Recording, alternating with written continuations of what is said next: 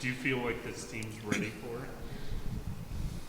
It's a good question. No, I think we're ready. I mean, I don't know that anyone can completely say you're ready or not ready for anything. But I think it's time. We've challenged ourselves in the non-conference, and I think everyone finds another level of commitment, interest, whatever it is, when you start conference play. Obviously, the uniqueness of having one conference game before Christmas is different, but I think that's the part of basketball that most people are focused on. So it's time to start, whether we're ready or not. So we'll start that on Saturday. What are we think we've heard a lot throughout, the off season and then, during this grind of the non-con that it can prepare you for the schedule. How can you kind of tell us how it does that? What's it do for you guys to make you ready for Big 12 play? Well, I think the simple answer is, if you play a bunch of bad teams, do you really get better? Do you really know what you're not good at? Do you put yourself, in stressful, uncomfortable situations? Not just good teams, but in road environments. All that kind of stuff that you're going to see in conference play. And I think you look at a lot of schedules, and some people schedule to win as many games as they can, which is fine. Some people schedule really, really, really hard, and some people are in the middle, and it's everyone does their own thing for different reasons. And so I think the biggest thing is you want to feel like the challenges that come when you play in the conference it's not the first time you've seen it. And again, it might just be a road game, let alone a really good opponent. So there's a lot of good teams in our league, but I don't know that there's any of them that you're going to say without question they're better than South Carolina or Connecticut. So, or playing at an Iowa or playing at UNI. And so hopefully it helps. I mean, but you can look at it a lot of ways. And, you've lost a few games, and so, everybody's freaking out. They're not that good. They're not. It's hard to judge, and I think we'll know. We'll probably have a better indication at the end of the season. Was this a good idea, bad idea, the way we went about it? Was that the idea that you wanted to challenge your team, find out where they were? Yeah, I mean, I think there's a lot of reasons. I mean, number one, you want your team to be challenged. Number two, there were some great opportunities presented to us, great experiences, television, money, and the other part of it, to be honest with you, is the two guards that we thought would be leading our team. One of them's playing part-time, and one of them is an assistant coach now. But that's all part of it. But and then the in-state games are the in-state games. They fall where they fall. But no, it was, a great opportunity, life experience, basketball experience for our team to be a part of that stuff. And I'm glad we did it. I'd do it again. It's just a matter of, how do you handle that moving forward? And I don't care what it is. You have a really bad test, or you're in a really hard class, or you have a really tough thing to do at work. I mean, how do you handle it moving forward? I mean, competitive people, understand that. So hopefully we do. And, the first sign of that will be Saturday. You said you could learn maybe some things about your team or figure out some things that need improvement. Mm-hmm. What did you learn that need improvement as you had, or maybe not just improvement, but just kind of flaws in your team, I think is kind of how you describe it. We'd have a long talk about flaws in our team. No, I think the simple part would be offensively, we've got to find some scoring consistency, some scoring balance besides Audie and Addie. I don't think I think we played 13 games, and if you take those two out of it, I think we've had maybe 10 double-figure games from anyone else total. And then defensively, just a continuing to build on a sense of urgency, possession to possession within a scouting report. And those are things that you can fix. The offensive part, I don't know if we can fix or not. We're certainly trying. But those are things that for sure, jump off the page that we've got to be better at. And then I think the last thing would be when you get into conference play, situational basketball becomes important. Usually the games are slower pace, more competitive, more physical because the officiating changes, and you have to be really good in situational football. And it's like special teams in football. For us, it's sideline inbounds plays, late shot clocks.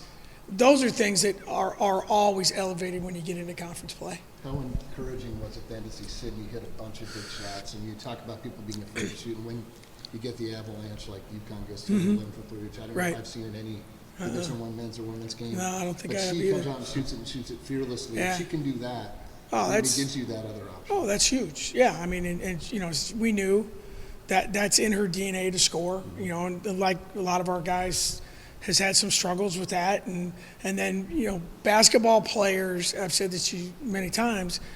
They are defined by their jump shot a lot, and if their shot's not going in, it's hard to defend, it's hard to rebound, it's hard to do the other stuff because no one cares except the people.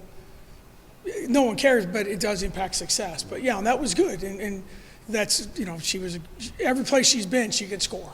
I mean, that's what she does. So if she can continue to give us that, and again, it's not going to be 5 for 7 every night. We understand that, but it's like UConn. I mean, they have a kid make 7 threes, and she made 7 all season. I mean that in a game, if we can get that from Sid once or twice, you get it from Kelsey once or twice, you get it. Then you have a chance game to game. So, no, that was good, and I was really proud of her, and I thought she played really, really well.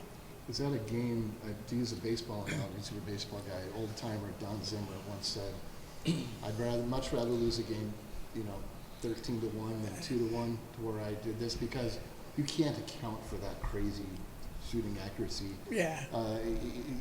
Where you learn a lot of mental toughness-wise, probably, when so much that you can't control goes perfectly for the other team. Yeah, I mean, I don't, you never want to lose a game, by a considerable amount of points, but I think it was, I talked to Gino after the game, then I talked to him before we left the airport. He was like, we haven't played that way in 10 years. Yeah.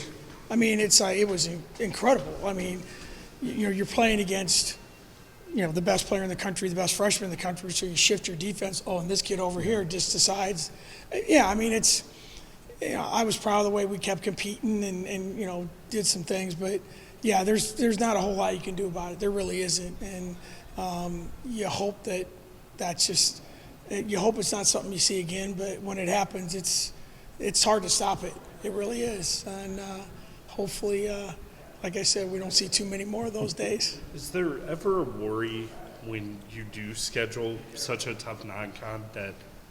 Like, I've always kind of wondered, like, the risk reward of, like, okay, it will help us versus potentially break us if we have some mass struggles. No, absolutely. I mean, I don't have many endearing qualities, but my number one quality is I worry a lot about everything.